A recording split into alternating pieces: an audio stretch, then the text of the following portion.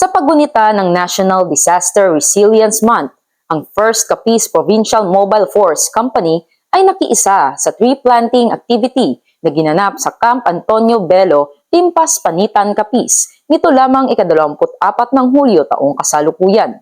Ang nasabing aktibidad ay nilahukan ng iba't ibang ahensya na nagpapakita ng kanilang pangangalaga sa kapaligiran.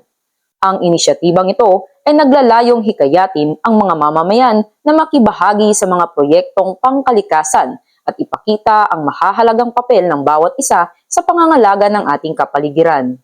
Patuloy ang First Capiz PMFC na makikiisa sa mga aktibidad na may adhikaing mapanatili ang kagandahan at kalusugan ng kalikasan para sa susunod na mga henerasyon.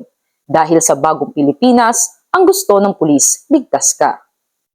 Mula rito, sa Police Regional Office 6, ako ang inyong PNN Correspondent Patrolwoman Justin May Halyores, alagad ng batas, tagataguyod ng Balitang Pulis.